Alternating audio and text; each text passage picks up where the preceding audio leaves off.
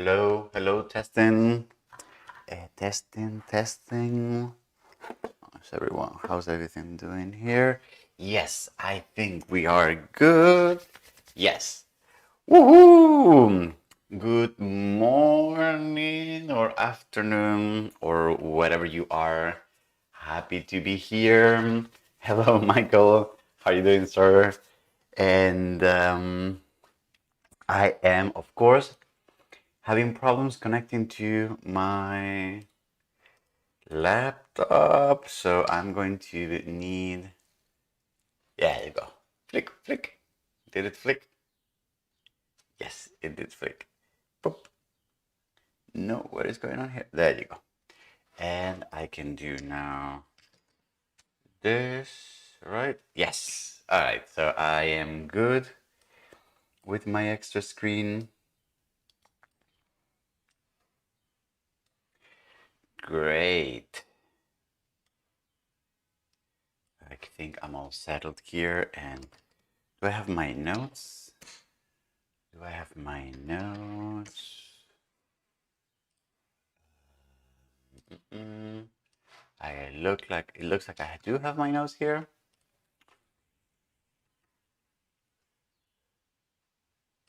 Yes, I do have my notes. Yoo-hoo. All right, I think we're wait, no, I need to wait. Another okay. Um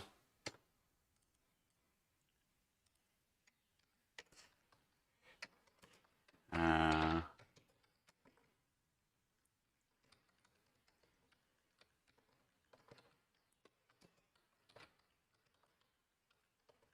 okay, what is going on here? Yes, okay.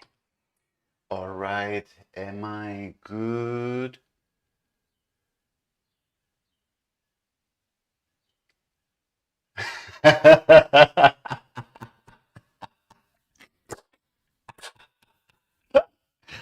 That was very funny, Michael. A tauthon? Because of course we don't say the P word here in this channel, right? Can you believe um there was someone asking me on Instagram, like direct message, like, hey, can you please recommend me like good tutorials for that programming language that starts with P, And I was like, seriously? Like seriously. That was very funny, Michael. Thank you. Okay. I hope everyone understands that we're joking, right? That Python is great. Well, I mean, not great, but it's fine. Python is fine. you, you can do, you can use that programming language if you have to, or you need to, or if you are, that kind of person, that kind of thing.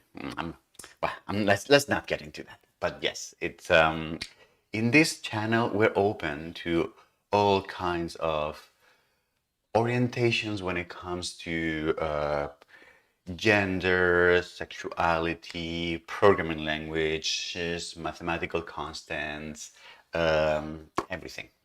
It's just that when it comes to programming languages and mathematical constants, we are very opinionated. At least I am. Anyway, that was really funny. So are we doing? Yes. So all right, let me do a little bit of introduction. 3, 2, 1. Whoa, good morning. This is Jose Luis. This is Parametric Camp. Hi, Kartik. Very good to see you. And this is Parametric Camp. Choo-choo. And we do computational design live streams.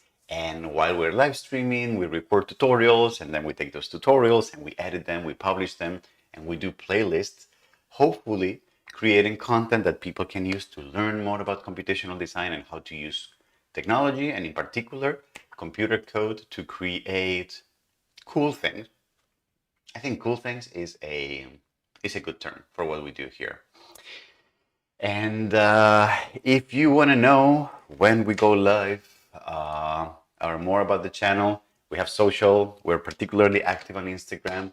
We also have a Google Calendar that I just clicked, that I just posted on.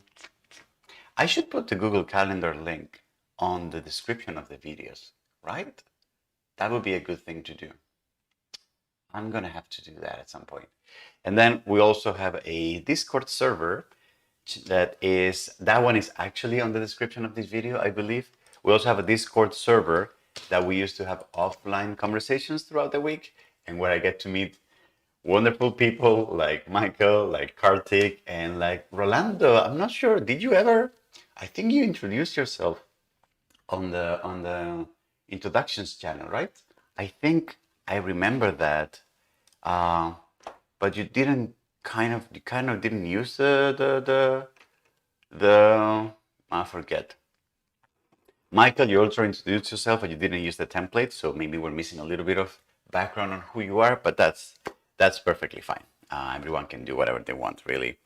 I am going to run out of battery on my microphone very soon, so if I go mute, just like please bang the chat with like with just bang the chat with with like, hey, no sound, no sound, and I will see it with the corner of my eye here. What are we doing today? So we typically live stream on Fridays, and actually today is Friday, so that's fine. But for those of you who might be new, we have been doing an intense live stream fun this week and the past week, because there's this new series, Introduction to Parametric Modeling, that I really, really, really want to wrap up before I go on a little bit of vacation that I'm going to take in June. So yes, so that's why we are pushing it a little more than usual, perhaps.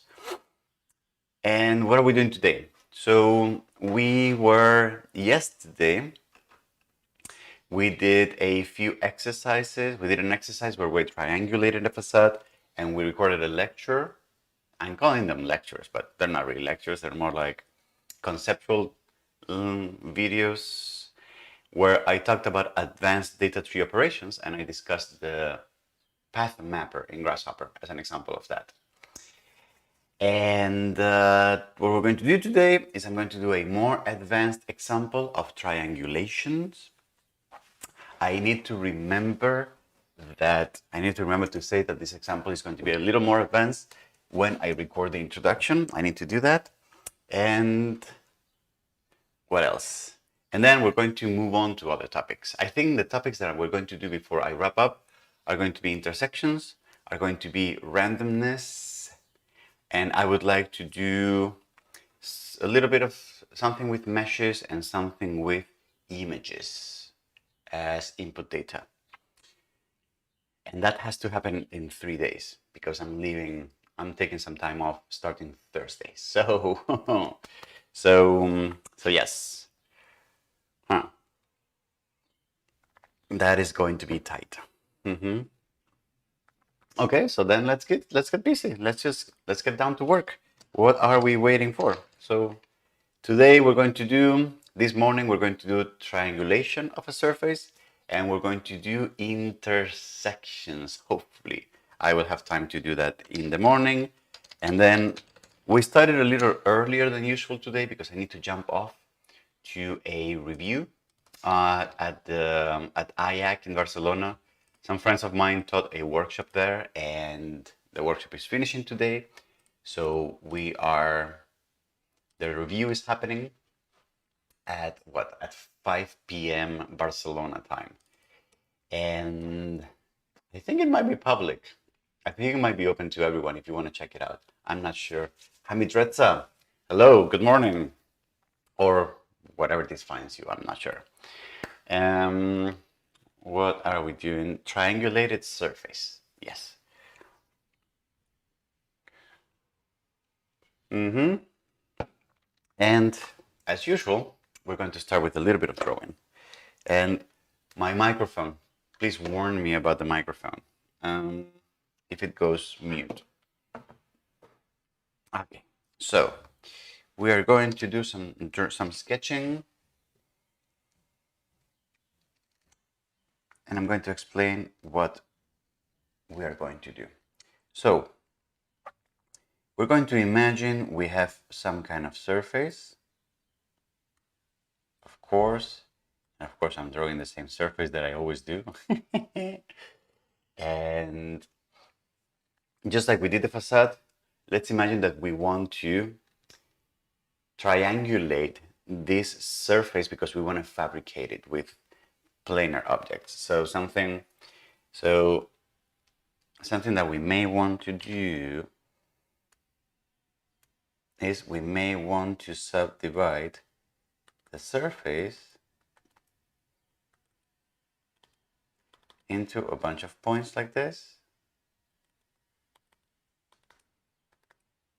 And then we will need to do some data matching so that we can end up having a surface that looks, a paneling that looks a little more like this, and then like this, or yeah, so like this, and then like this, and like, I believe, yes. Yeah, I don't know why I'm having these problems lately. I'm actually wired to the router, so I don't know why I'm getting all these problems. Hi, Nylan. Good to see you again. You've been following like this week, like big time, huh? Thanks a lot for that.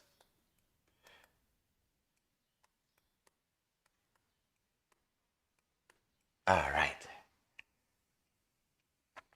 That looked really bad. Can I try again?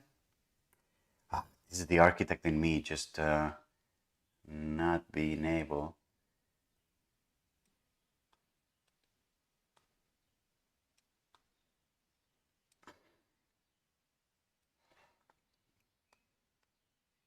So this is going to look something like this. Just going to look something like this. And then something like this. And then boom, boom, boom, boom. And therefore, something like that. Yeah, I think I like this better than the other one. The other one looked terrible. So delete, delete. Okay. And this is going to involve, so I'm going to start by showing the diagram, explaining what we're doing the basic stuff. And then, and then once we have the basic stuff, I will take a look at the data, and then I will come back and do another drawing, explaining what we're going to do about data matching. Okay? So I think that's going to be the plan. So let's get started.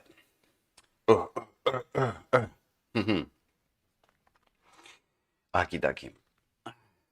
Oh, I have a question for all of you who are live looking and watching this right now. So a lot of friends have actually recommended to me that I start doing this on Twitch instead of YouTube. There are some clear advantages to doing that in Twitch. Twitch allows you to customize the live experience much more, have like live chat, whatever.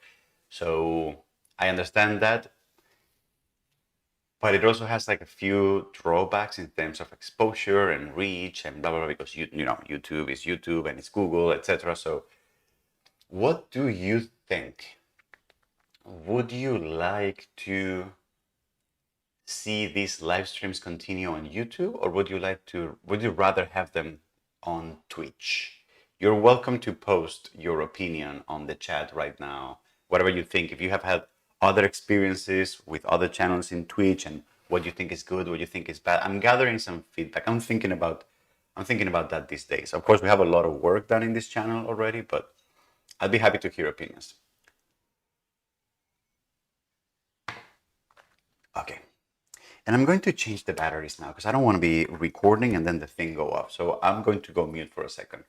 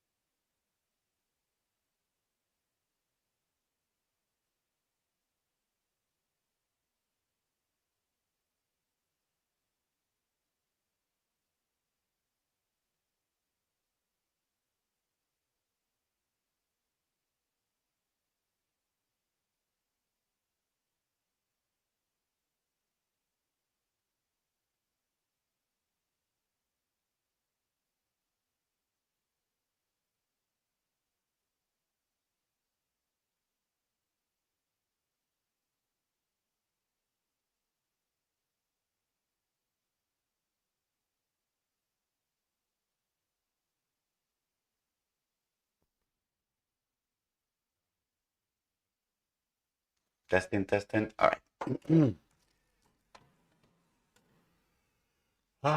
So YouTube. I've seen a lot of people streaming simultaneously on both. Twitch is fine for me as long as posts that are recording into particular for games, but good for streaming live. Twitch is new to me. Well, I mean, can you actually do both? I didn't know you could do both, which is kind of interesting. But I guess the point would be if we do it on Twitch, we kind of want to take advantage of all the nice features that Twitch has, like the chat on the screen and like the interactivity and that kind of. So Twitch is really good at that actually, and so if we do both, then we're basically limited by whichever platform has the least features. So it is sounding to me like no matter what, most of you still want the recordings on YouTube, right? Uh, and why is that? May I ask you why having the recording on YouTube is important for you? Oh, I guess you're saying that because Twitch doesn't really have a repository of recorded videos? I'm actually not sure about that. That's a good question. Why would you want to have the videos on YouTube in any case?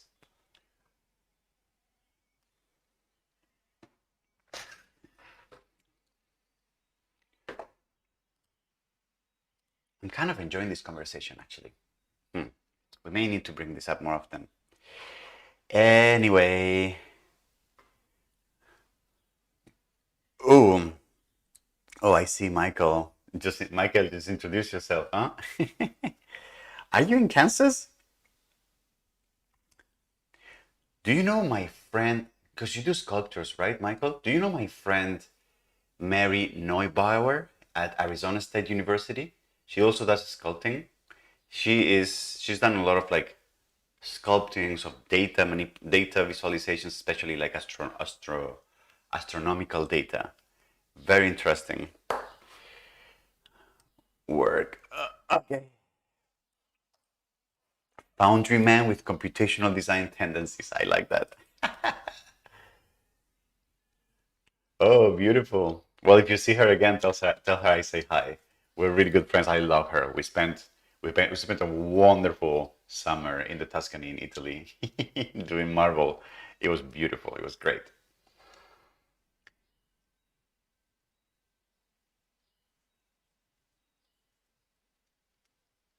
Beautiful. Okay, Rolando, if you scroll up on the introductions channel, there should be, otherwise you can just copy paste because everyone uses the same template actually. You just copy paste the thing and just replace it with your own data. So let's get started then.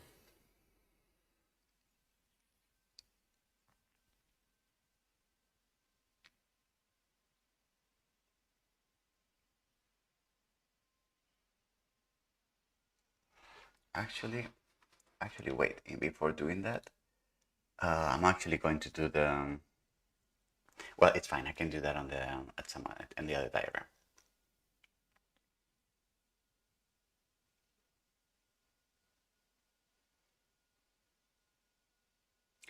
So let's get started. Conceptually, at a high level, this exercise is going to be almost identical to the one we did before in this series where we panelized a facade.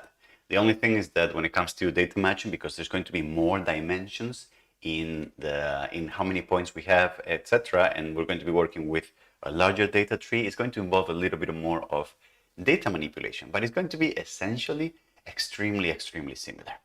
Because what we're going to do is we're going to start with some kind of surface in three-dimensional space, like a nerve surface. We're going to perform a subdivision of that surface in the U and V direction with a control amount of spans. And then we will have to do a triangulation method where we will have to isolate groups of points in a smart way and keeping the data structures, keeping good control of the data structures so that we can perform a triangulation where we create triangular surfaces between groups of points, other points, and other points. So before we actually get into that, let's set ourselves up with the exercise by creating a surface, subdividing it, and taking a look at the data structure before we actually start breaking down what we're going to do the data matching.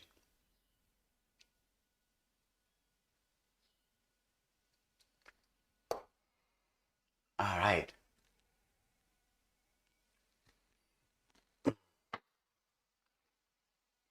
All right, so let's go back to Grasshopper and actually, can we just panelize the same surface that we have been using for the data trees? Okay, so I'm just going to import the file. Okay, and then I'm just going to take this.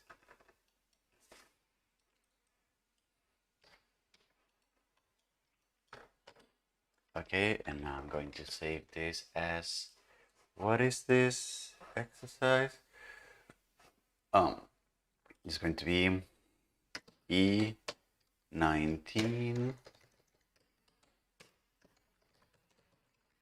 triangulated surface, and this is going to be also E19 triangulated surface.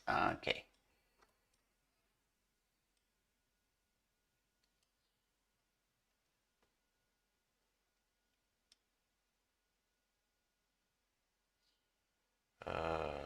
Okay.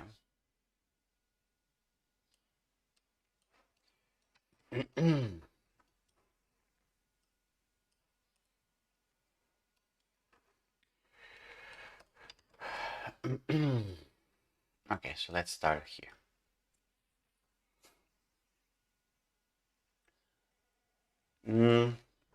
Should I create another surface? Let me create another surface. I'm always using the same one, and that one is kind of boring. So I wonder if I can do something a bit more exciting, like this one, and then perhaps something more on the lines of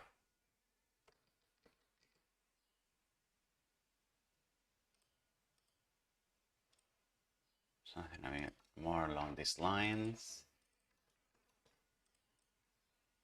And I just want to love this. I'm going to love this, and it's going to look something like this. Oops, that's going to be a little too much. So I'm just going to lower this down a little, and then just lower this down a little. You know, I'm really picky about my surfaces, you know? Okay, so this is going to be, yeah, it's probably fine.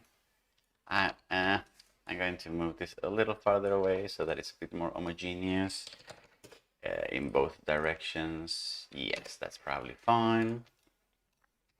And then set this surface here. Okay. And I'm going to drop here a point list component that we can use to see where things are, and some bifocals.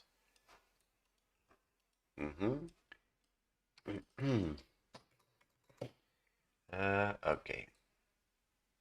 All right, and then some bifocals here.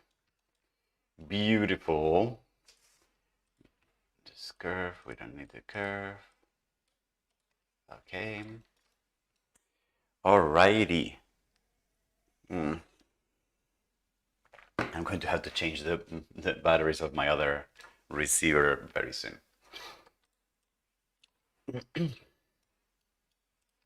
Okay.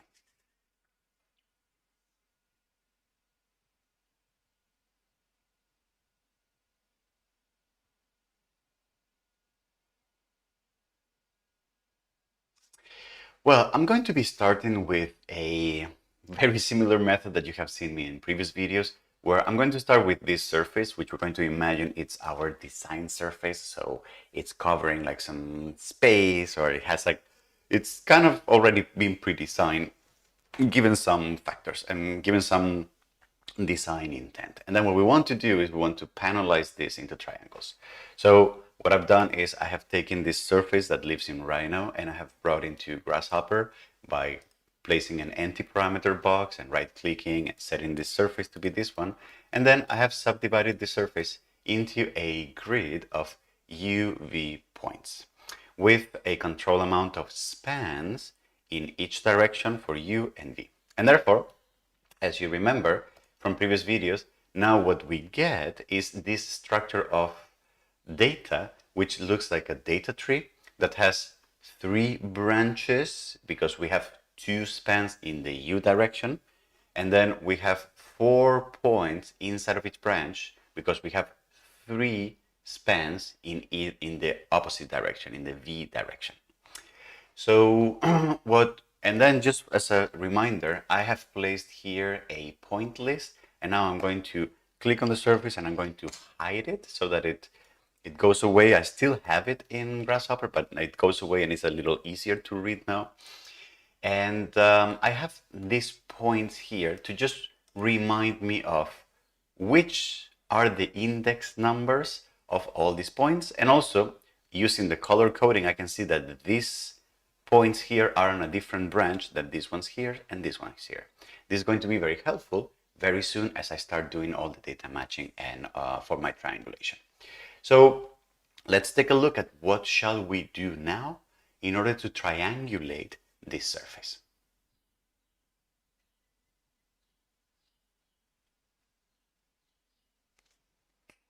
All right, so now, so I think I can probably save this one and start a new one. Yeah, so,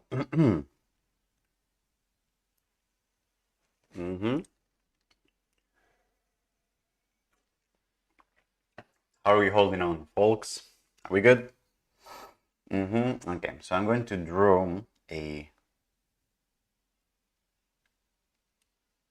surface like this.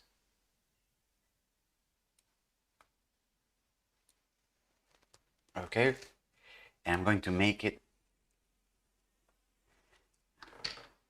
and I'm going to subdivide this into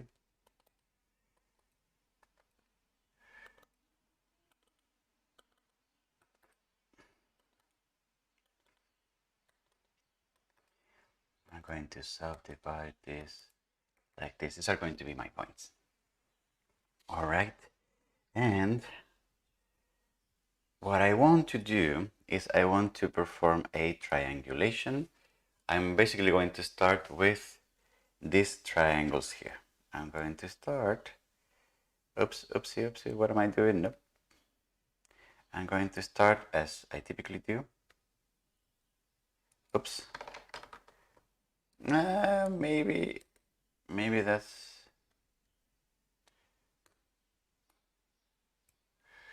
okay. Okay, so now,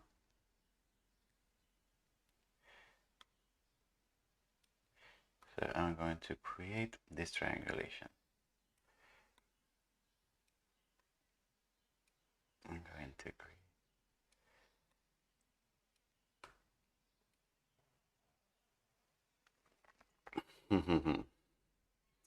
And then if I do that,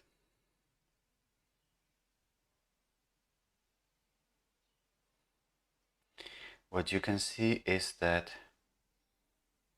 the first group of points that I want to capture are going to be, first group of points that I want to capture are going to be these ones here, and these ones here. Therefore, I want to capture all of these points here. So that's going to be the first one. The second one is going to be capturing all these points here, all these points here, and all these points here. Or, if you will, all the points here.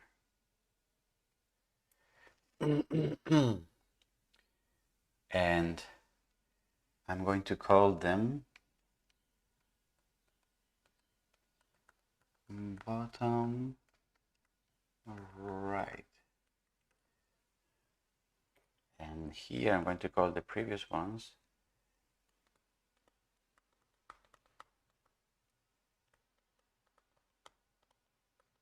bottom left. And then for the third one, what I would like to see is, I'm actually going to, I'm going to use a different color. What? I'm going to use a different color. It's going to be orange. It's going to be some kind of orange here. And then for that, should it be a purple? I think purple would look better. I'm going to use purple, and then for that, what I want is to capture these points here, these points here, and these points here. Or, if you will, all of the ones here, and I'm going to call them top left.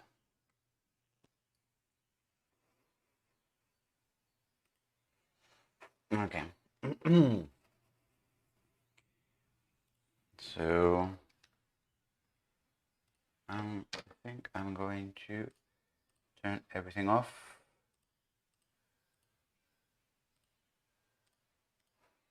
Except for this one, and except for this one. I'm going to go back to green, and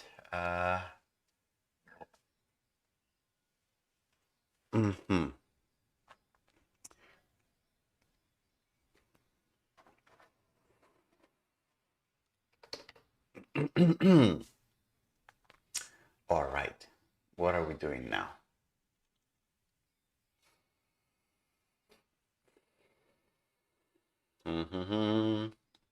What are we doing now?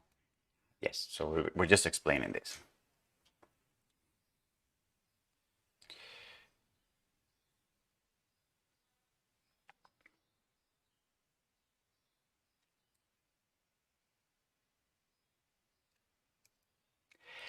As usual, before we do anything, let's draw some sketches and let's think through the problem, and then that will make things much easier once we go back to the actual coding part. So let's imagine that I'm looking at my surface from the top, or that I just have like a really simple square surface that is the simplest one.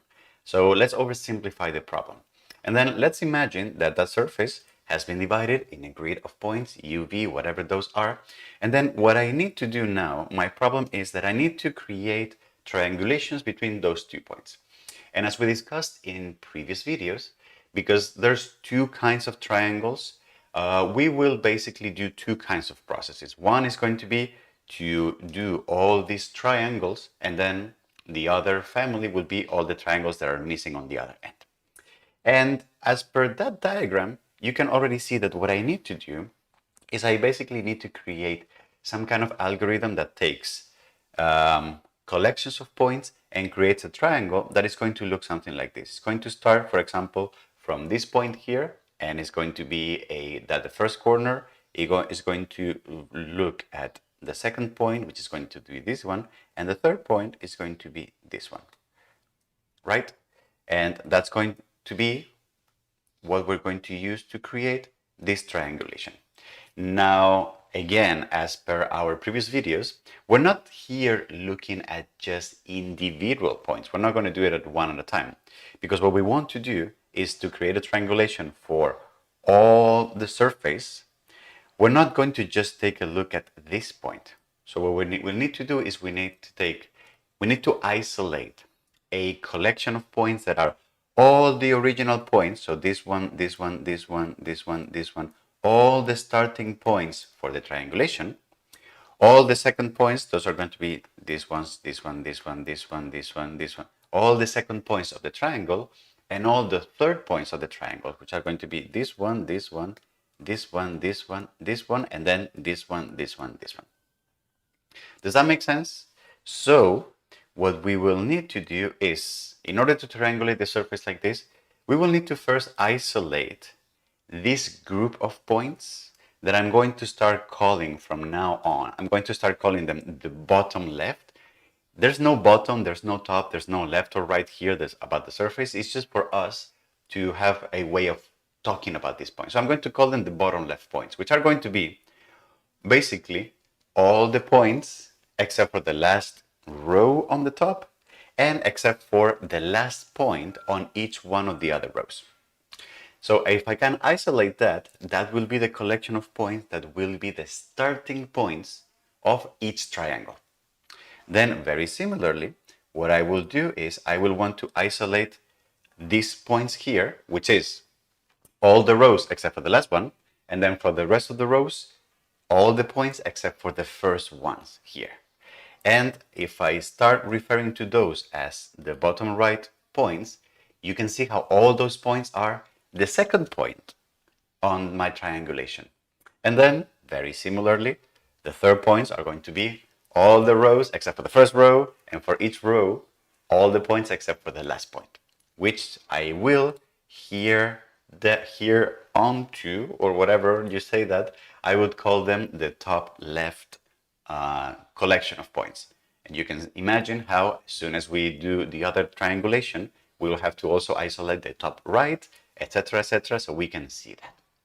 Now, doing this is going to involve a little bit of extra data manipulation than we have done before, because not only do we have to remove for each group, for example, for this one, not only do we have to remove from each list, do we have to remove the last point over there on the list, but at the same time, we will also have to remove a complete row of points, the one at the very top. So we will need to perform an operation where we take a whole list, a whole branch on the data tree, and remove it, which is something that we haven't seen, but we will see that there are components that will help us in doing that.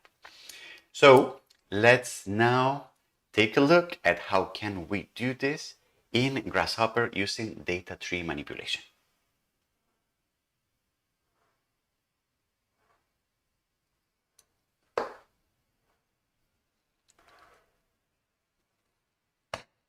Let's go back to Grasshopper, and then how are we going to do that actually? Because I haven't really tried. So, from the tree, from tree, which component are we going to use here actually? What is a good recommendation for a component that removes a whole tree, a whole branch from the tree?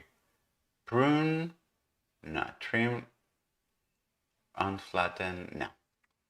Split tree, tree branch, retrieve, split the data tree into two parts using path masks. I wonder if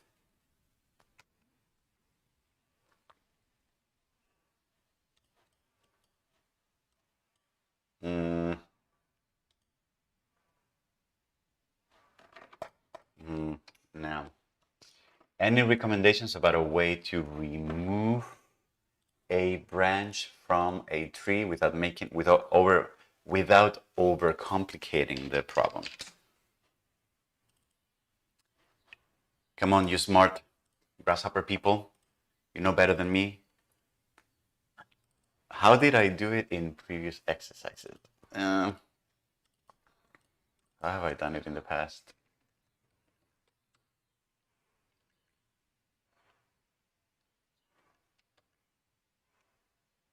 Okay. All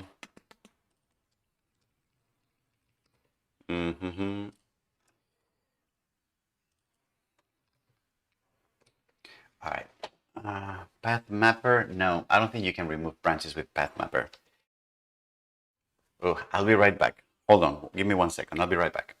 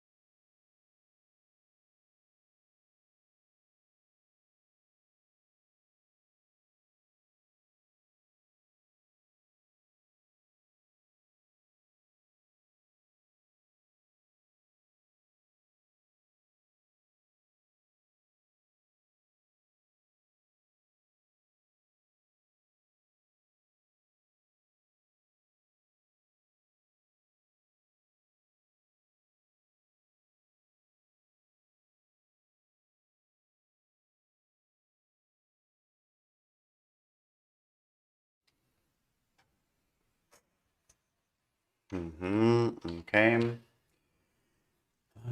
Let me take a look. Explode merge Pathmapper. I mean, we may have to use Shift 3 actually. Uh,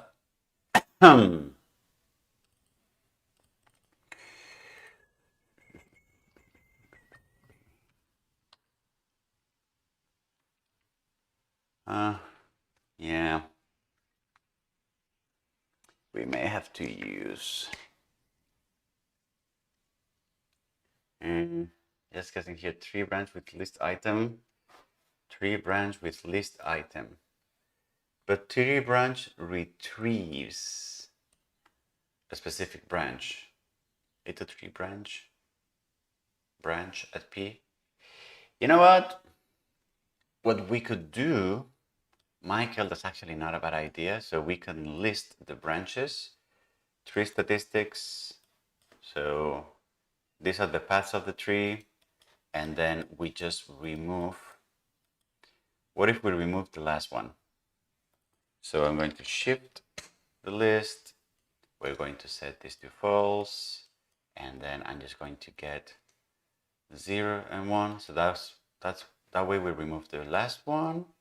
And then we know, you can use list item in the path input.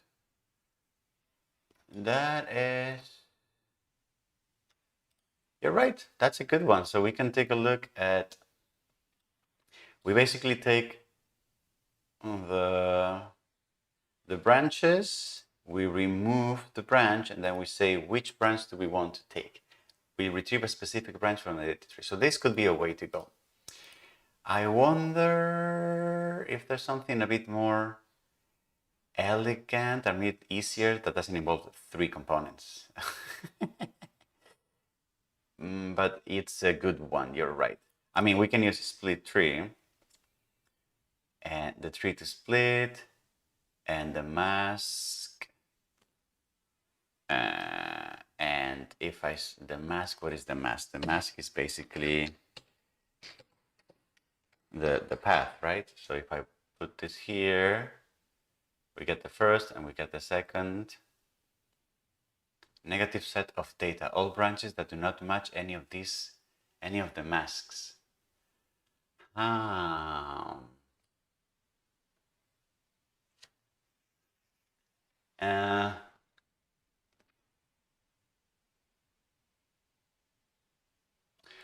Actually, you know what? This could also be an elegant way, Michael. So we take 3 statistics and then we list the item, which is going to be element number 0. So the first branch. And then we use that to paste it in here. And then we get the positive side of data and the negative, which is all the other branches. So that can be, and the negative is the one that we want. All the branches minus that one. And then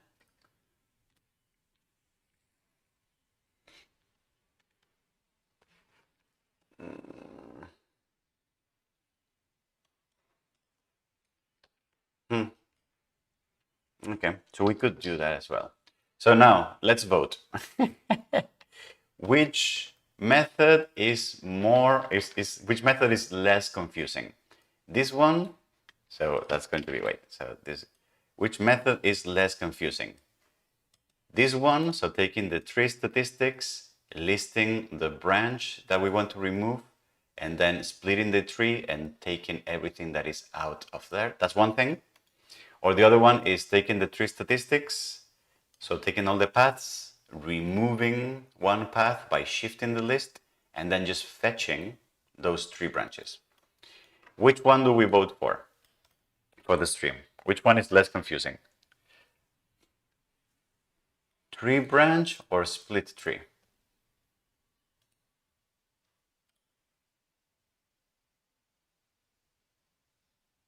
Oh, renumber. Interesting. Oh. So this one, just taking the 3 branches. Retrieve a specific branch from.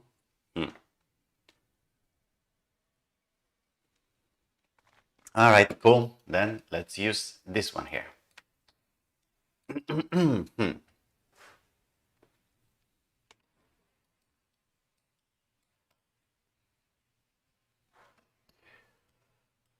Okay, so we got that there.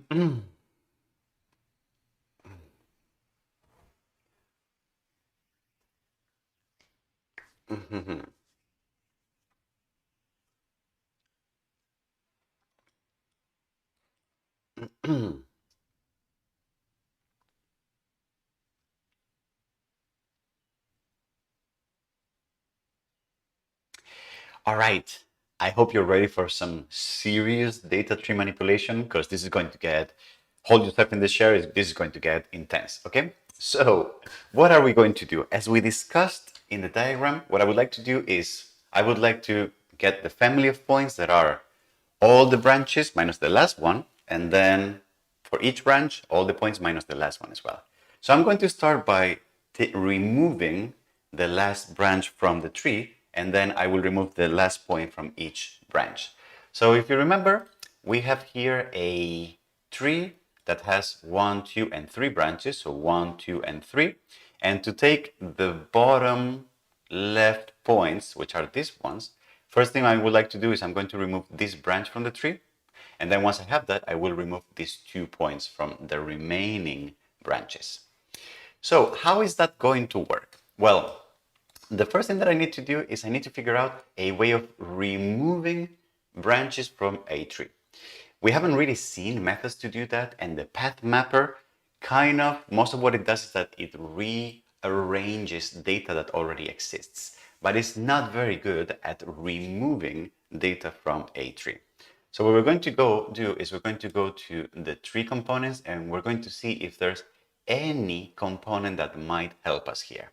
And the one that I'm going to choose, which we voted on which one to use, actually while I was live stream recording this, was going to be tree branch. Tree branch is a component that retrieves specific branches from a data tree, that fetches, that extracts specific branches. How is that going to work? Well, let's take a look at what it does. So it asks for the tree that we're going to work on and the path of the branch that we want to retrieve. So what does that mean? So very simply put, if I write here, if I plug in my tree, and then with a panel, I just simply write, for example, I want to take branch 0, 0, 1, okay? And I'm going to plug that in here. You can see that the result that I get is just a tree that only has this branch in the middle. And if I plug that into my points, you can see that now I'm only left with the branch that is right at the center. Okay, but Jose, like, this is not exactly what we want to do, right? What we want to do is we want to actually take the whole tree and remove the last element. Well, then what we can do is we can do a very similar operation where instead of just fetching one branch, what we do is we fetch all the branches that we want to maintain except for the one that we want to remove. The way we can do that is by creating a list of all the paths that we want to maintain, that we want to keep for ourselves. And therefore, we can, and that we want to maintain for ourselves. So how can we do that? We could do string manipulation, we could write a series, etc., etc. So we could create a series and then manually create from that series like all the names of the paths. But it's actually a little easier if we do the following. We're going to go to tree and we're going to use this component that says tree statistics, which gives us some information about what a tree looks like. And I'm going to plug this in here. Let me move this away a little bit. I'm going to plug this in here and I'm going to plug this to the tree. And you're going to see that the output P is all the paths from the tree. So it gives us a list with all the paths. L tells us how many elements each one of the branches has. And C is giving us how many paths or branches are in the tree. So as you can imagine, this is going to be one of the most useful outputs because here now I have a list with all the active branches that are in my tree. And if I use that to fetch that from the tree, I basically end up with a tree that has all the branches. I have extracted all of them. So the only thing that I need to do is I need to work with this list. And from this list, I need to remove the branch that I want to not keep. So in this case, it's going to be the last one, which means that I need to do some data manipulation on this list, on the list of the names of the paths, in order to remove this element and only maintain the rest of the branches. How can I do that? Well, we've already seen techniques to remove one single element from a list. Techniques to do that could be to sublist and just extract a sublist from all the elements from the beginning to the second to last one. Another one could be to split the list at the coordinate of the last one, or the one that I like better is by shifting the list. If you remember, shifting the list offsets all the elements one position, but if we don't wrap the list, then it also removes them, the ones at the ends. So if I'm going to shift this list by, for example, a value of 1, then the list would look something like this. You see, everything has moved. So I'm going to actually do -1. And you can see that every element has moved 1 down the list and the last one has wrapped at the beginning. So if I now stop the wrapping by hard coding that this component should not wrap, then I have basically removed the last element. And we have seen this, how to do this in previous videos. And now what I can do is I'm going to plug this in here and voila, I have fetched from this tree all the branches except for the last one. And that's why now I get a collection of a data tree that has all the branches except for the last one. You can see that in here. Let's make sure that this works. So if I add more points, that actually works. But if I add more branches in the other direction, I always end up with all the branches except for the last one. So, wow! So we have done the first step, which is removing the last branch of the tree.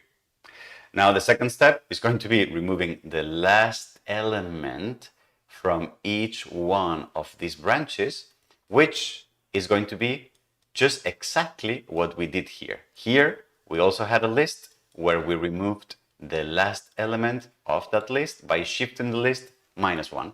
So I'm just going to copy paste this, and you're going to see how now I have 2 branches with 4 elements. I'm going to shift those, and now I get 3 branches with 2 branches with 3 elements. And now I have removed the last points here. Okay? And therefore, now, just because I want to be really ordered about things, remember, I'm going to create an empty box point here that I'm going to pass my points through, and I'm going to call this bottom left points. Oh, sorry. Oh my God. And then I'm going to use the bucket here. And now I know that this is going to be where I'm going to take my bottom points from. All right. And I'm going to group all of this here and make sure that this is grouped and etc. etc. All right. Wonderful. So we were able to now isolate the first group of points. Now, the only thing that we need to do is we need to repeat the same operation for the bottom right and for the top left, which is going to be super easy. Let's take a look at how to do that in Grasshopper.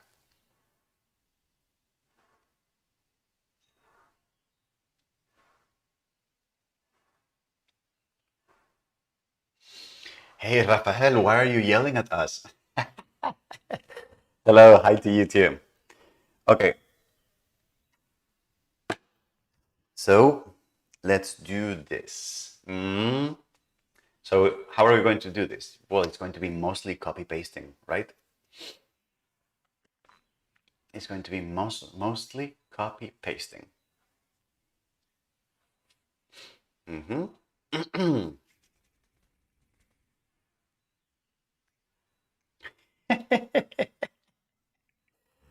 All right, all right. I can relate to that, Rafael. Yeah, I also get excited with parametric modeling and computation, you know. And Grasshopper is a really good tool to do that. Okay.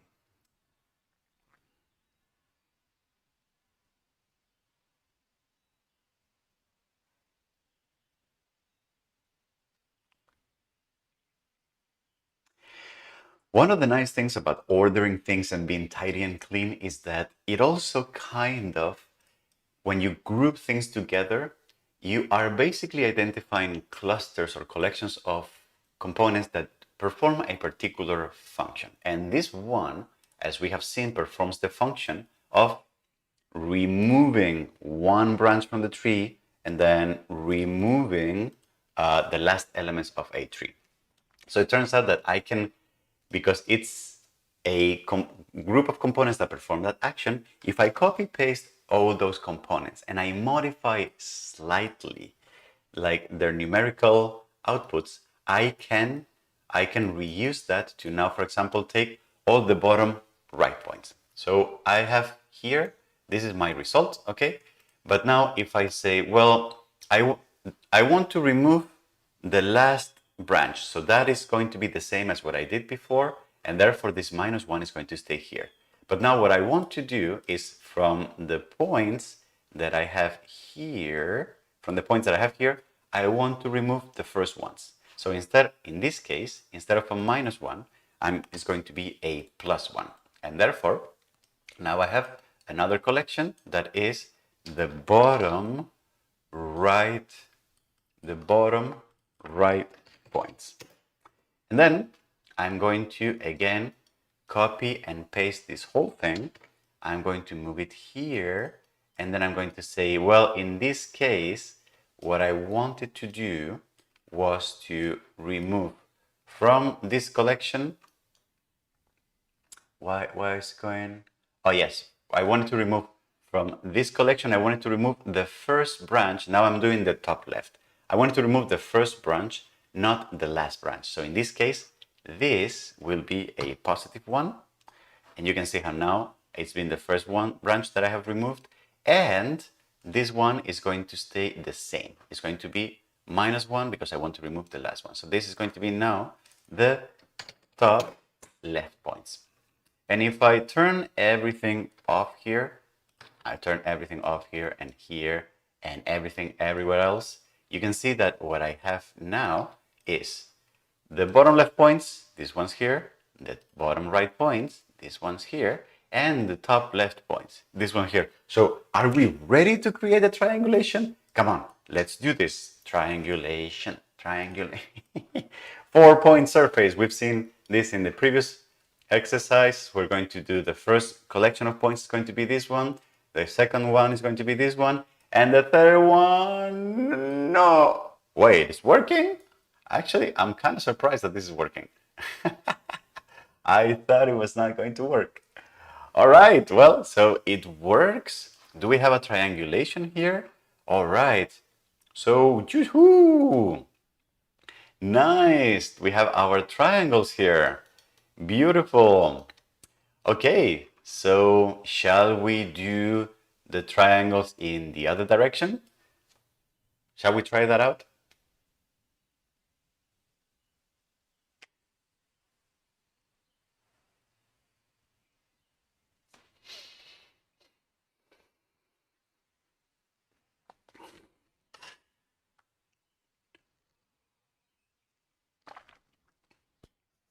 I sometimes just pause because I need to reorder my thoughts or drink water or take a break because otherwise I start just blabbing, and that's not good for the recordings.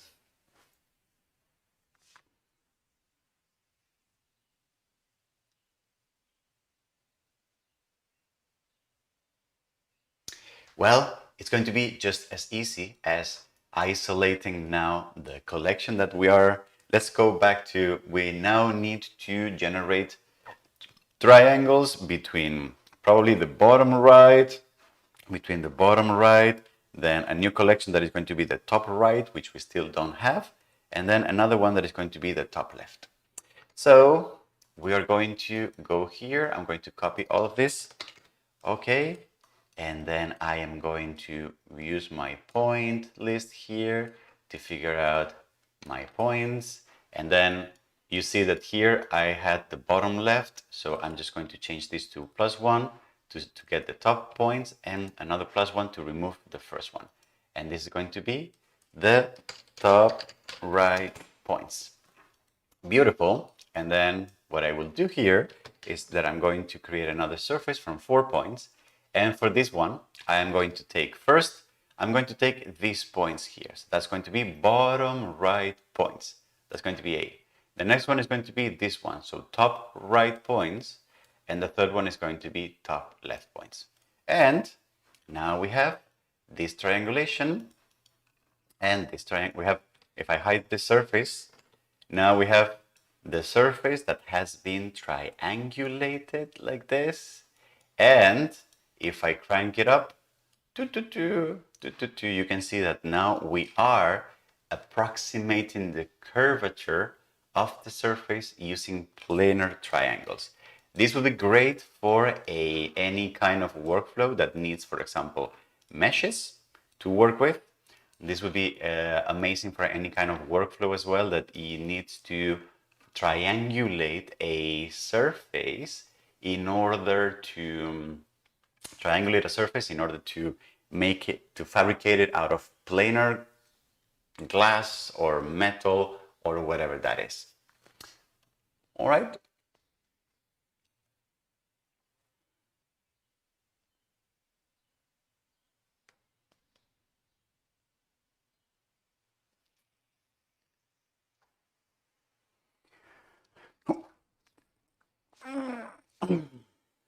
Okay. Should we also do should we do the thing where we take them from 3D space and we flatten them into XY? Should we do that? What do you think? Is that a yes or a no, or should we move on?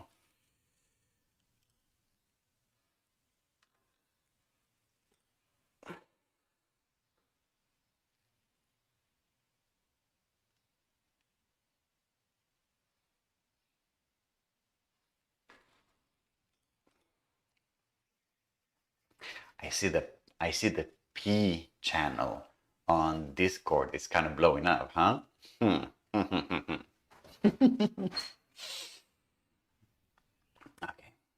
I think we're going to do the thing where we flatten them.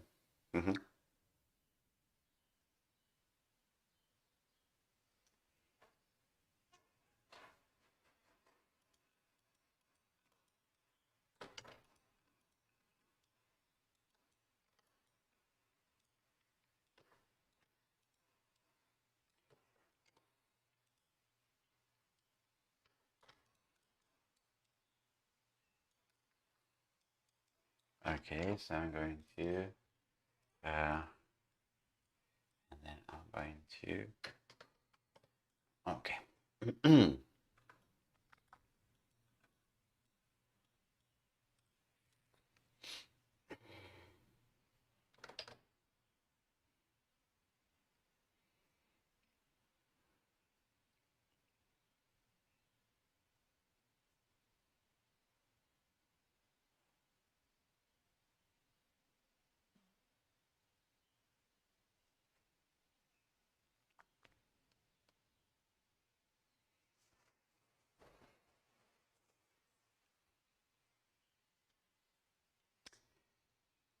The last thing that I would like to do is do an operation very similar to what we did in the previous exercise, where, because we are intending to make this out of physical material, having the triangles lay flat. I mean, they're planar, so they're always going to lay flat, but like have them projected, reoriented into the XY plane so that if we see them from the top, we see them with the real dimension. That is very typically very useful for drawing them, for fabricating them, for laser cutting them, for like a ton of things. So I would like to wrap this up by taking all of these triangles and reorienting them to the XY plane so that we have an easier way of exporting them for drawing or for machining. So what we're going to do is we're going to follow a very similar operation as we did in the previous exercise, the triangulation of the facade, where what I'm going to do is I'm going to create a grid of planes on XY. Then I'm going to find the plane for each one of these triangles, and then I'm going to reorient those planes into XY. I'm going to do this real quick because we did it already in the previous example. So first of all, I'm going to find the triangles that contain each one. I'm going to find the planes that contain each one of these triangles by creating a plane out of the 3 points that define each one of the triangles. So I'm going to go here, and then I'm going to say I'm going to create a plane from 3 points. I'm going to create a plane from 3 points, and the 3 points are going to be, for these triangles, are going to be the same ones. I'm going to start with the bottom left as the origin. The main orientation is going to be in this direction, so I'm going to take the bottom right as the second point of the plane, and then I'm going to take the top left group as the third point. And you can see that now I have in 3D space, I have these planes, each one of them containing the triangle. I don't know if you can see, they're a little small. Let me make the planes a little larger. So plane size is going to be 2. So you can see how the plane is oriented towards the triangle. And then what I would like to do is I would like to create a grid of planes here on XY to reorient these. So the way we're going to do that is I am going to, for example, I'm going to create a point here. That's going to be the starting point. Then I'm going to bring that point here into Grasshopper. I'm going to set an XY plane on top of it. And then I'm going to copy the plane in the X and the Y direction, the amount of spans that we have. So for example, and I'm going to move this to the beginning. What am I going to do? I'm going to create the parameters here, and then I will move them later on. So for example, one parameter is going to be the separation in the X direction. The other one, dx, for example, and the other one is going to be the distance in the Y direction for the grids. And then what I would like to do is I'm going to create a series of, is there a way to create arrays of objects? It doesn't matter. So I'm going to take this and I'm going to create a series that is going to start at 0.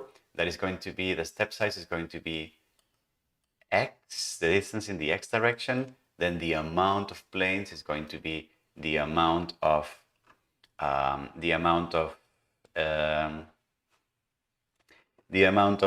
planes in the X direction.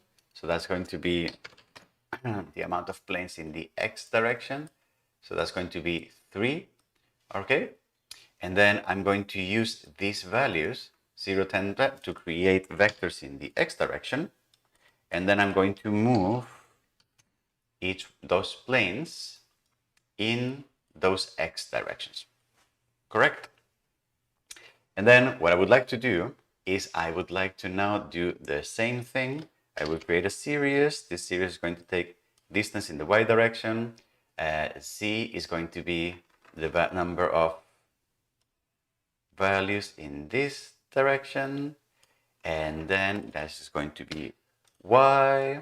And then I'm going to move all these points by this. But as you can see, I'm not moving the first one, I'm only moving the second one. This is because I need to graft here, and we have seen already before why this is the case.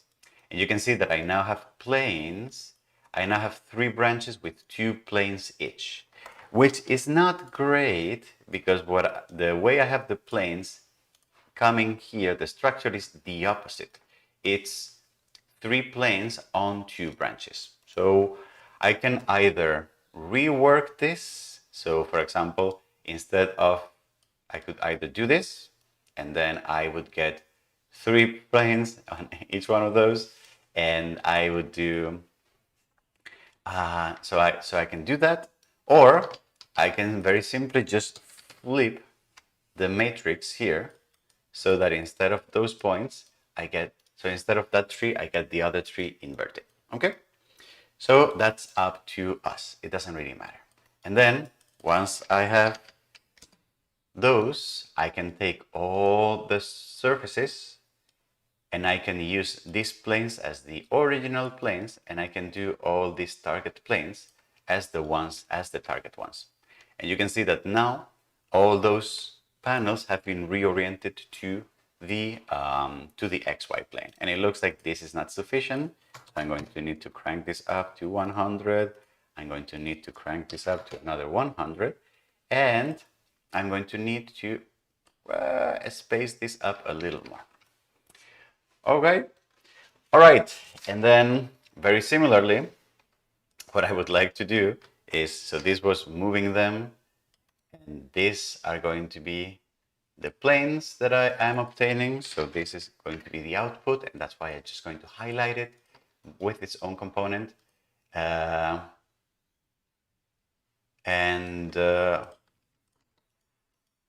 This is going to be,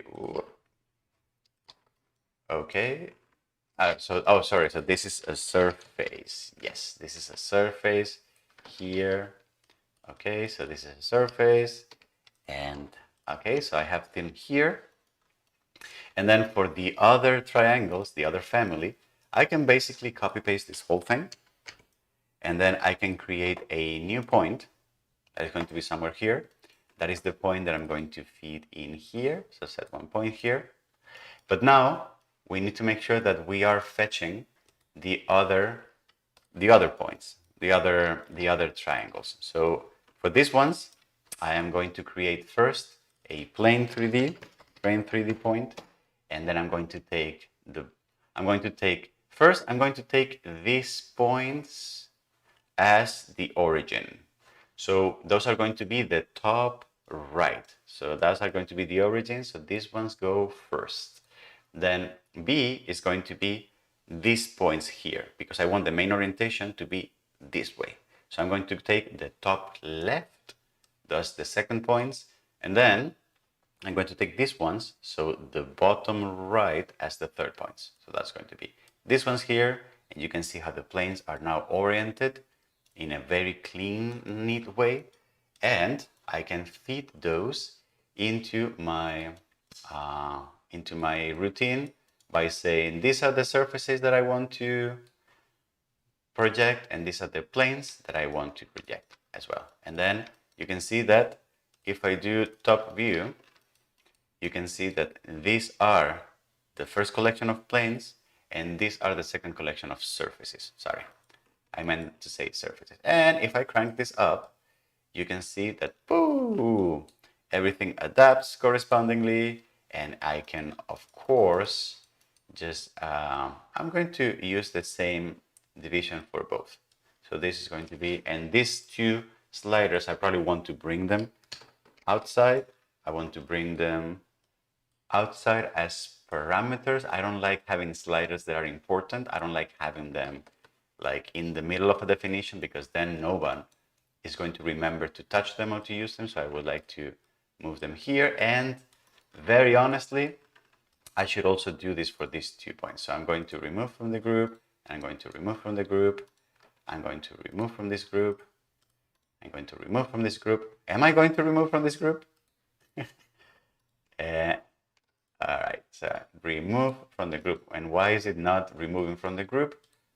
Oh my God, I have no idea what's going on. Okay, but I'm going to take these 2 points and put them in here. And now my definition is a little cleaner. And these are the inputs. And I'm going to align everything to the left. And yes, so now everything looks a little better on my end, and I have all the points and on one end and all the points on the other end, and things are looking bright and shiny. And I think that's it. Is that it for the time being? I think that might be it for this exercise. Let me think about it for a second.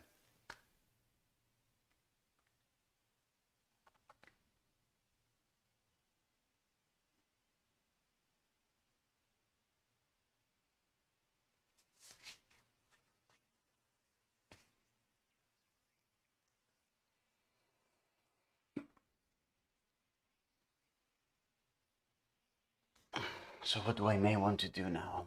I may want to...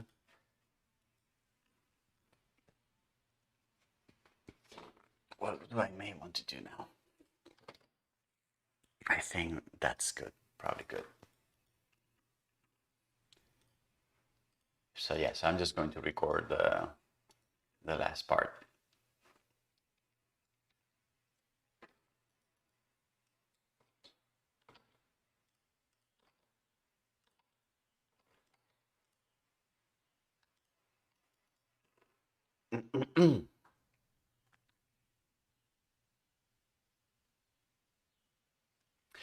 So yes, I think that's where I wanted to end this exercise. So I think it's been a really neat exercise about taking a surface, subdividing it in triangulations, and then taking all those triangles and laying them flat here on the XY plane.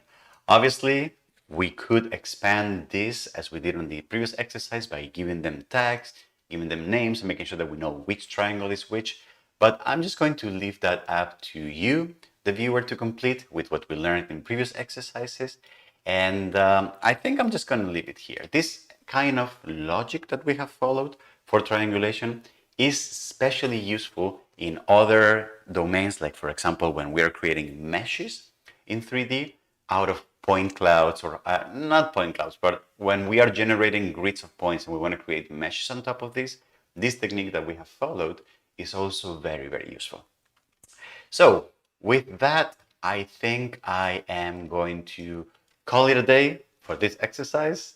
If you liked what you saw, maybe consider liking this video. If you think you learned something and you want to learn more from what we do here, maybe consider subscribing to the channel and even turning on notifications to get to know when we go live and when we publish new videos. Thank you very much. That was surface patterning with triangles, and hopefully see you on the next videos on this series or anywhere else on the channel. Thank you very much. Bye bye.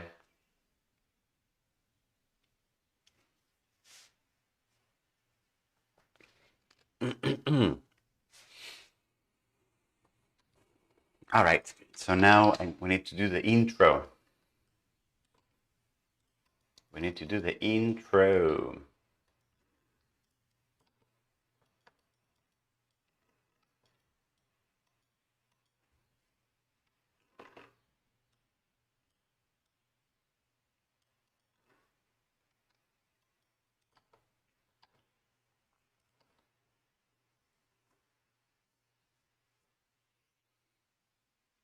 And for the intro, I want to show what we're going to do.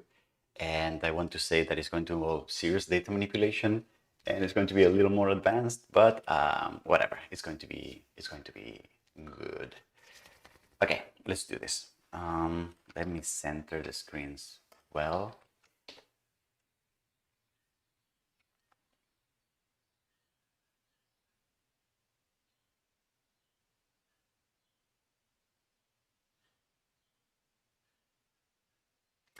Hi, this is Jose Luis here, and welcome to another video in this series, Introduction to Parametric Modeling. In this exercise, this hands-on exercise, I would like to teach you how to take a surface and how to pattern that surface in flat triangles, which is a super useful skill to have. And it will look something like this, like a surface that I have brought into Grasshopper, and I have subdivided into a grid of UV points. And then we will do some data manipulation so that we can subdivide that surface into triangles based on the UV logic. And of course, everything is going to be parametric, so we're going to be able to control how many triangles we have in each direction, how many triangles we have in the other one. And as a bonus, I will also teach you, like we did in previous exercise, how to take all those triangles and how to reorient them and lay them flat in the XY plane in case we want to send this to fabrication, laser cutting, drafting, or whatever that is, okay? This exercise is going to be really helpful because we're going to learn more about manipulation of data trees, and we're going to learn more about manipulation of data trees, and perhaps it's going to be a little more advanced than things that we have seen before, but I think it's also going to be extremely useful to really understand data manipulation, data trees in Grasshopper, and how to match things in order to create geometry. This kind of exercise is also particularly useful if you work a lot with meshes, or if you need to make physical things in the real world, like models or like even buildings and that kind of stuff. So let's, without further ado, I think we can start getting ready for this. Let's take a look at how we're going to approach this exercise.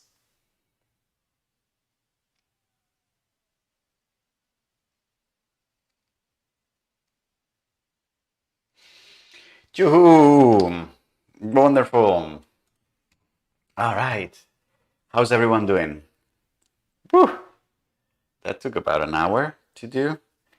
Oh God. Oh yeah. How is everyone doing? I need to take. I'll be right back. Hold on.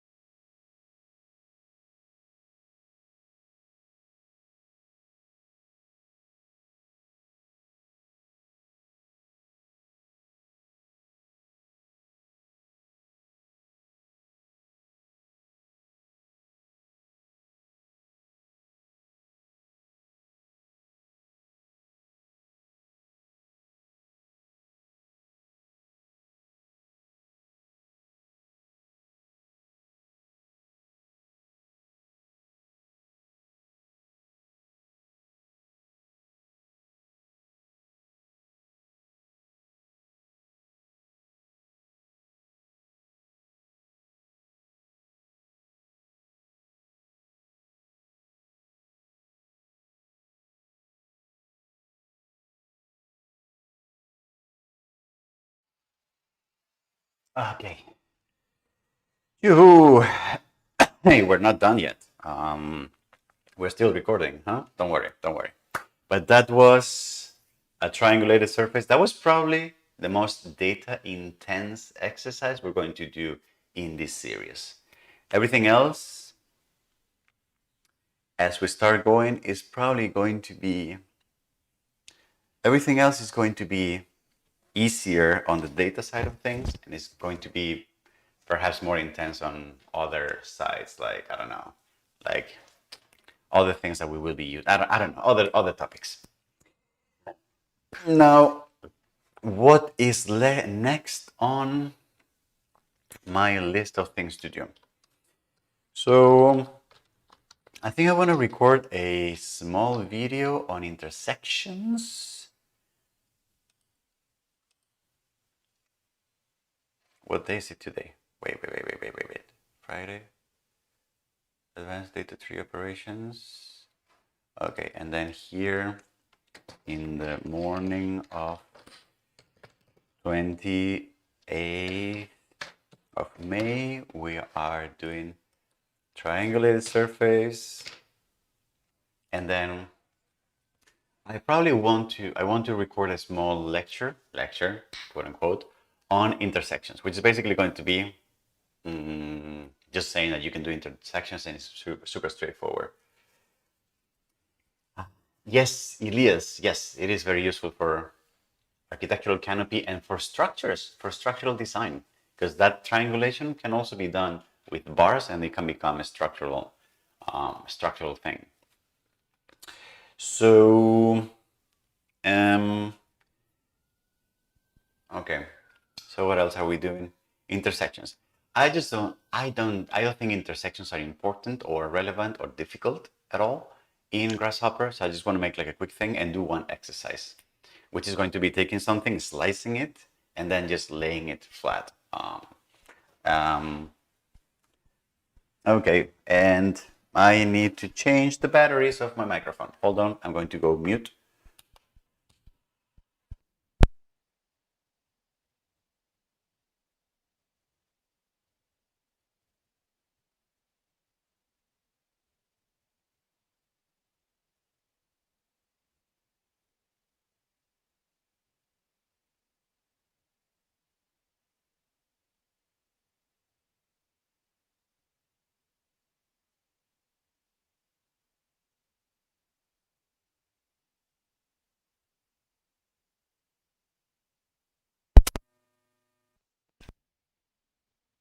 go. You are absolutely right, Rolando. That is also a really good thing for finite element analysis. Now,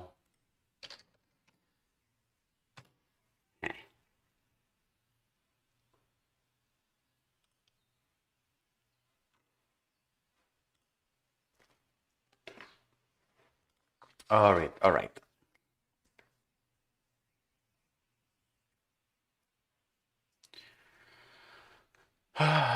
Okay, so intersections. Let me save everything.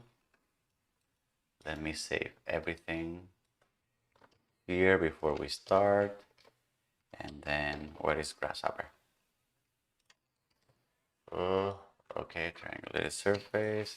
Let me save this without the binocular, whatever. And I'm going to start from scratch, and I probably want to start from scratch here too.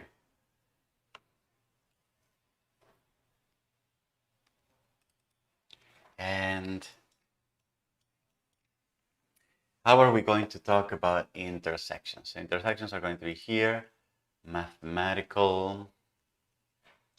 And so I want to talk about mathematical intersections.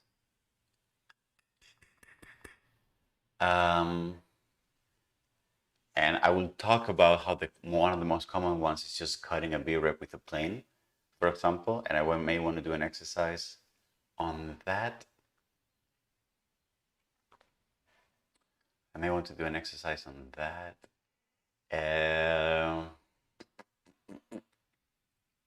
Then physical is pretty much the same stuff. Then region. And then shape is, I can do solid union, mesh union, region difference, close curves. Okay.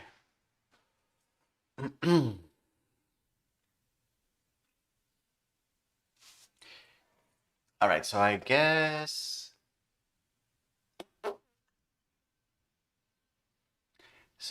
I could do a few geometrical objects here in Rhino and then bring them in. So for example, let me make a cylinder here. And I'm going to ghost this. And let me create a sphere, for example. Or a box, for example.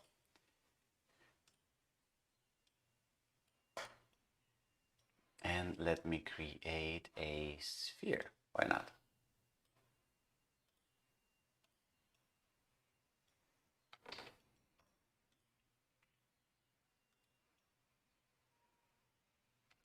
For example. That looks pretty bad, but I'm going to copy and paste this 3 times. And then this is going to be a B-rep, and it's going to be the sphere. So the cylinder is going to be the box, and it's going to be the sphere.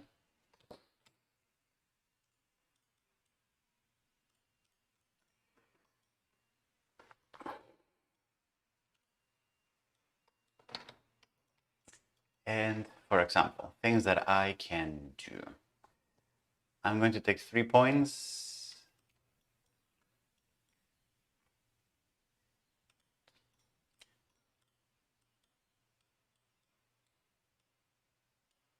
I'm going to use those as, so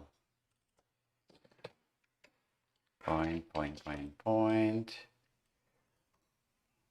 set one, set another point, set another point. And I can also do,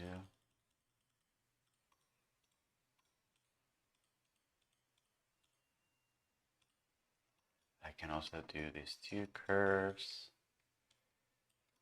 I can do a 3-point plane here, here, here. And for example, I can do an intersection.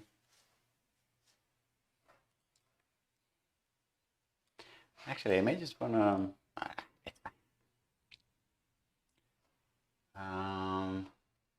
So things that I may want to do. So I may want to, for example, create a B-rep intersection. So B-rep and this plane. And you can see that we get that. And if I move it up, you can see that I get that cut there. And I can either do the box or I can do the sphere, for example. Any of those. What if I move these two things, these curves here? Do I get to cut them?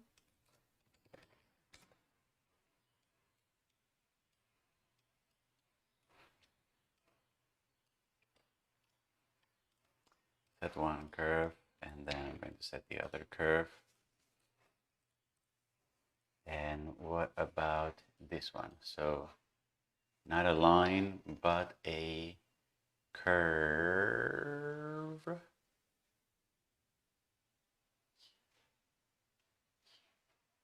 A curve and a plane, this one. So this curve and this plane, for example, you can see that there's no intersection. And so I have to like lift this up. Nope, nope. There you go. And it's cutting in 4 points. Choo! That's kind of cool.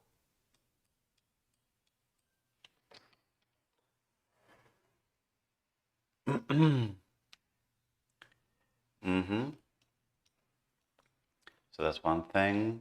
So that can work, or I can plug in the other curve. All right, so that can work as well as a way of looking at intersections. Then, so that goes well for physical. For physical, we can probably do B-rep and B-rep. So for example, the cylinder, the sphere and the cylinder cut each other in this really cool sort of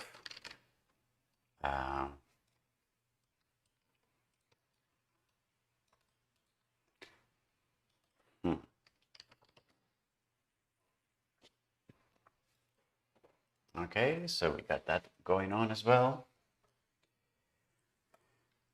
We got that going on.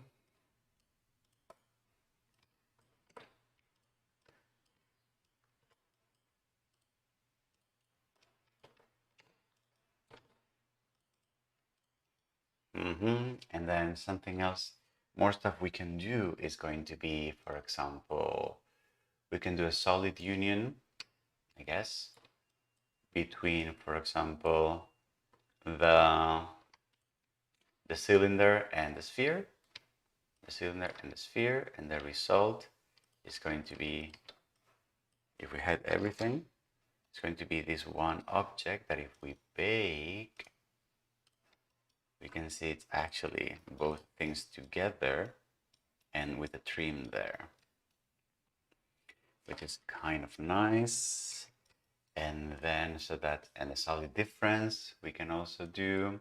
So we can take from the cylinder and we can subtract the sphere, and then the result is going to be this cylinder with a bite, with a dent on it, which is, and then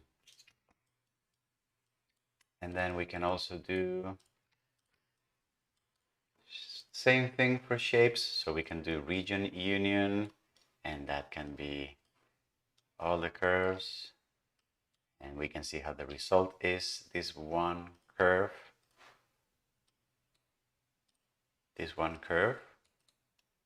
like this. Or we can do difference, and we can say from this curve I want to remove this other curve. You can see how. And boundary surface, it's going to be one boundary surface, it's going to be the other boundary surface. We can use that. And that's pretty much it. That's pretty much everything I want to do, I think.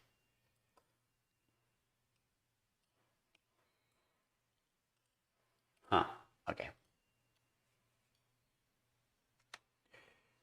All right.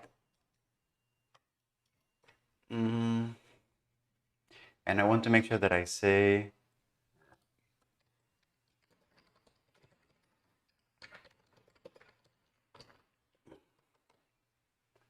okay. So,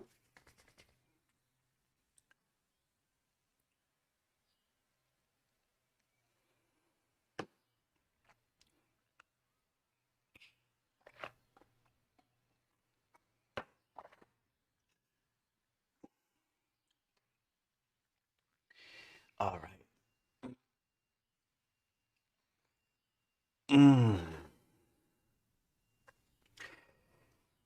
So how am I going to start? I'm going to create a new one.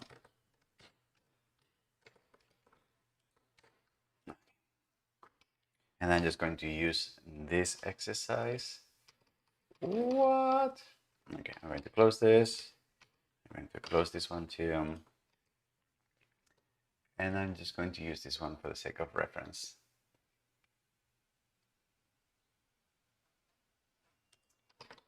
Okay.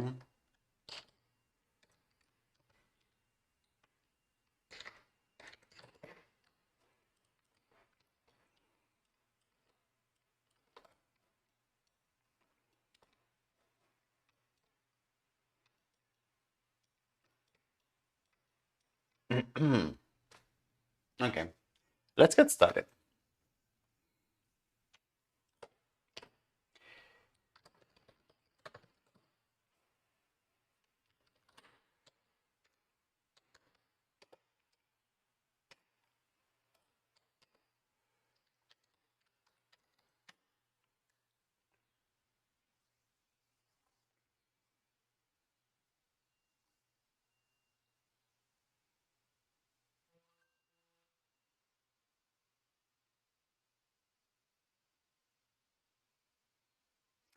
Hello, and welcome to another video in this series, Introduction to Parametric Modeling. Blah, blah, blah, blah, blah, blah.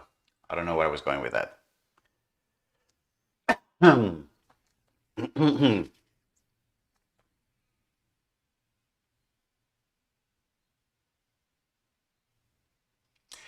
Hi, this is Jose Luis, and welcome to another video on this series, Introduction to Parametric Modeling.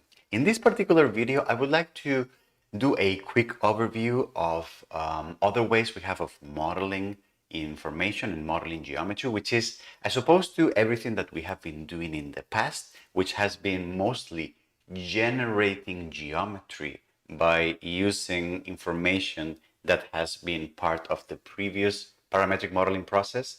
In this one, I would like to show you how to generate geometry by creating operations that perform intersections, that perform additions or perform subtractions coming from geometry that are already exists. And those operations, I'm going to refer to them as intersection operations because most of them, what they do is they work with geometry that already exists and finds subsequent geometry based on different ways of intersecting them together. So for example, in this exercise, I have created a model that has a few B-reps, boundary representations. So for example, a cylinder, a box, and a sphere that I'm going to hide from the view so that I can turn this on and we only get to see the grasshopper representation. Is going to be a little cleaner to see this way. And then, well, actually, I'm not going to do that. Okay. We're starting over again.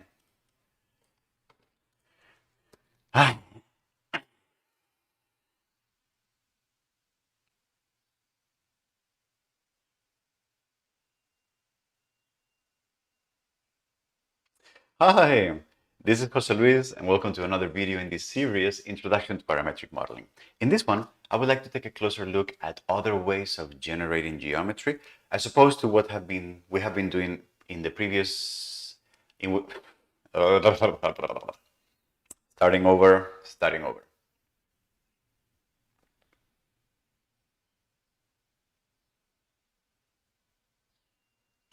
Hi, this is Jose Luis and welcome to a new video in this series, Introduction to Parametric Modeling.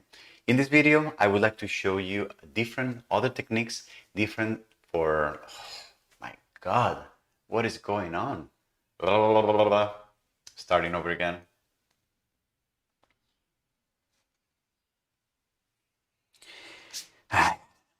Okay.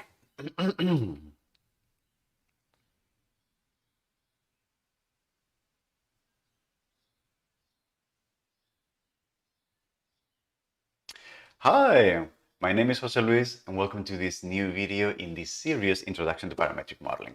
In this video, I would like to teach you a different way of creating geometry as opposed to the ways we have learned in previous videos in this series, which have been mostly generative ways of creating geometry. So based off planes, points, whatever, we have been constructing more complex forms of geometry.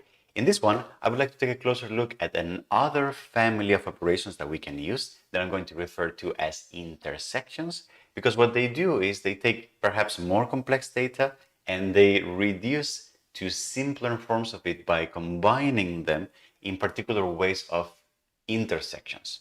So this is going to include, for example, intersections between simple elements, or it's going to include what we also refer to in other modeling environments as Boolean operations.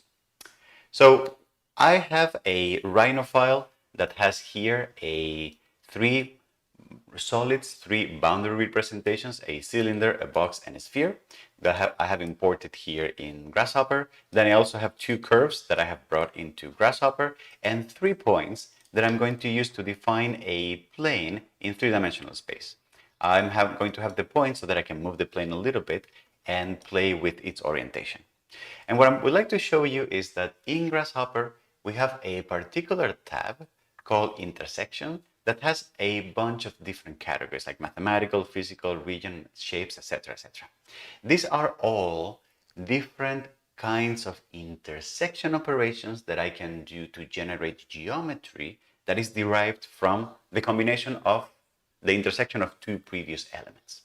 So, for example, things that I find quite useful are, for example, if I go to mathematical, you can see that there's a lot of things that I can intersect between each other. So lines with lines, lines with planes, planes with planes, planes with planes with planes, curves with planes, or for example, one of the most common ones, which is intersecting a B-rep with a plane, creating a planar section that we can, that in the form of a curve. So if I plug that in here, the input is the base B rep, so I'm going to plug in the cylinder, for example, and P is going to be a section plane, which I'm going to use this plane that I have here.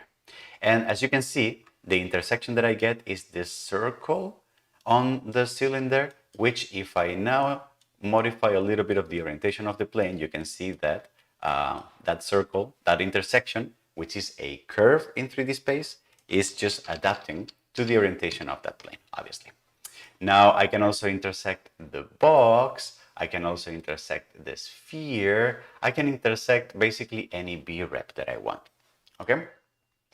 Other things that are, for example, useful, I think curves and planes are very useful as well. So for example, I can intersect this curve with a plane, that plane that I've been using before, you see? And now, for example, I can just move the plane a little bit up and that is out of the intersection. And those I'm intersecting in 2 points. You can see that the intersection of a plane and a curve are actually points, one or more points or none, if they don't really intersect in 3D space.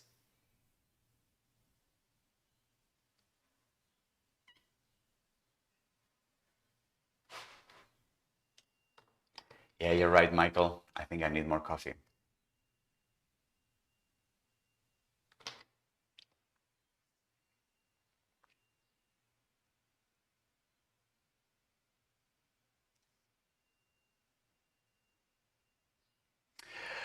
Other kinds of intersections that are typically very useful as well are B-reps with B-reps themselves. So if I go, for example, instead of mathematical, I go to physical, you can see that I have another set of possible combinations between elements. So curves, curves, B-reps, B-reps, surface and curve, mesh and curve, etc., etc. and even some collisions kind of detections.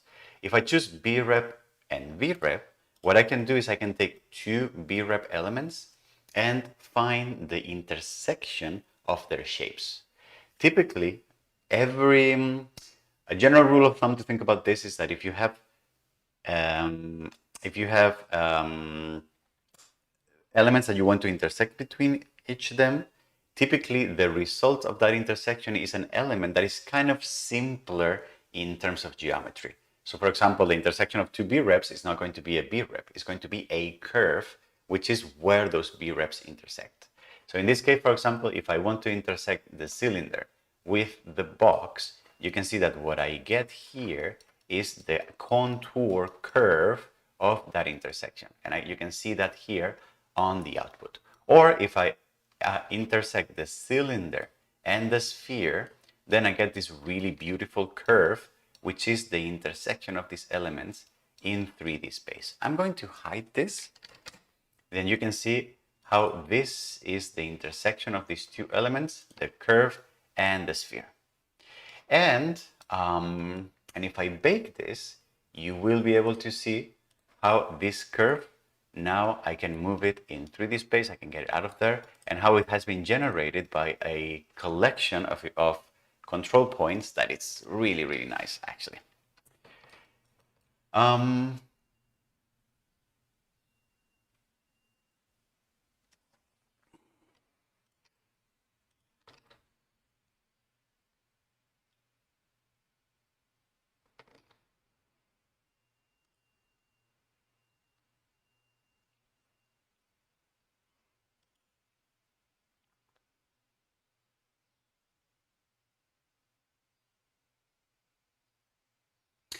A very common operation that we typically want to check out as well is what's called Boolean operations. And in other modeling environments, those are typically referred to as union, subtraction or difference, or intersection.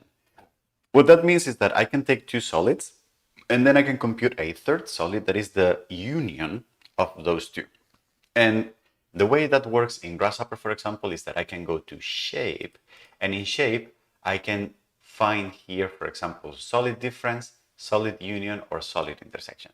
So if I use, for example, solid union, and I plug in here the cylinder and the sphere with, the cylinder, and with the shift, I add the sphere to this input, and I add also the box if I want, you can see that what I'm getting is this more complex surface that is the pure addition of the three.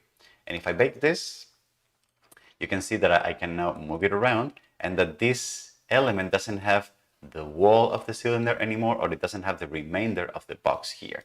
And if I explode this, you can see that the explosion generates each one of the surfaces, the original surfaces that form each one of the elements, with the trimming that has happened because of those operations. I can also do, for example, a solid difference where from the cylinder, I can extract, for example, the sphere part.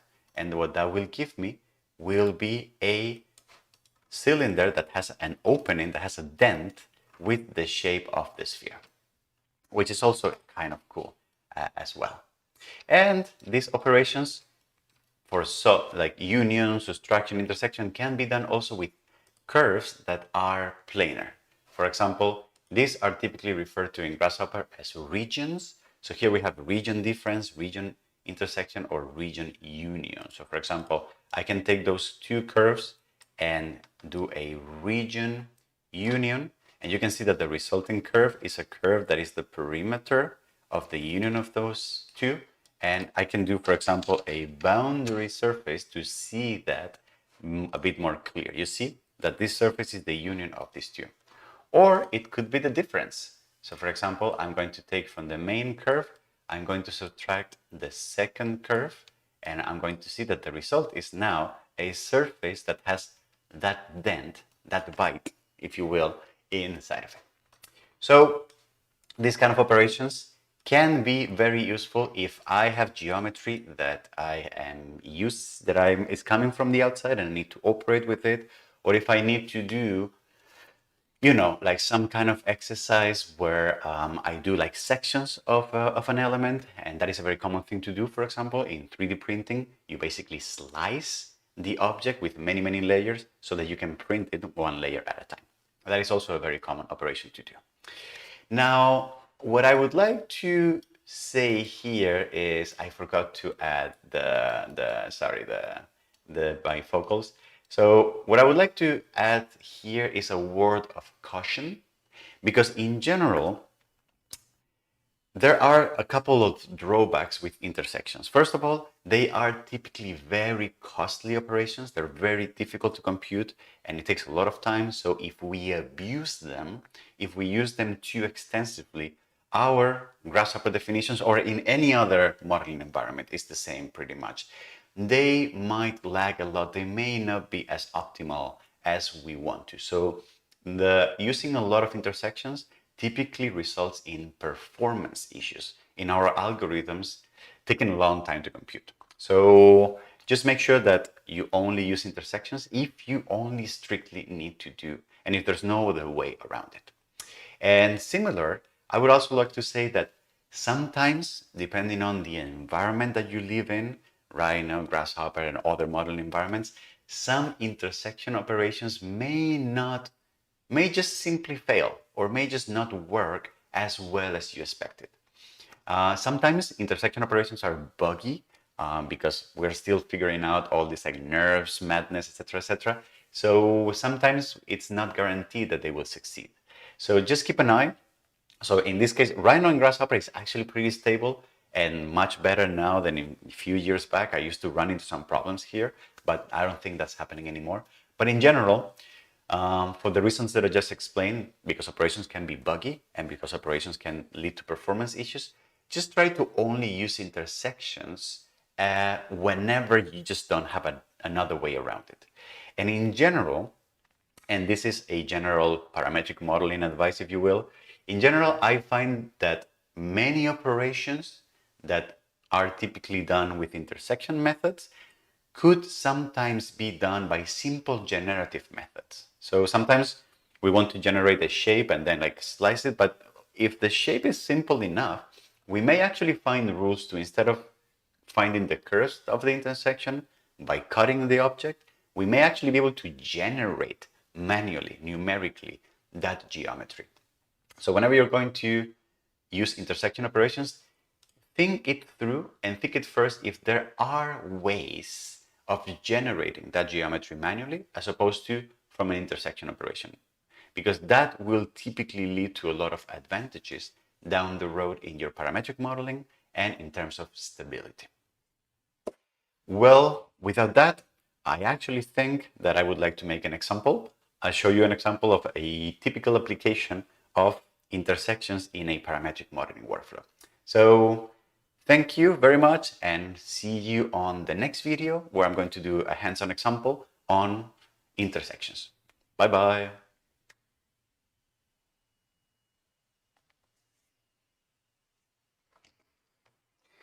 All right, that was it. And I am going to apologize, but I have to run because I have another meeting that started just right now. So thank you very much for being there. And we will be back. I will be back in the afternoon at 2 p.m. my time, Eastern European time. So Eastern American time. So in 3 hours from now. Thank you very much and see you. Bye-bye.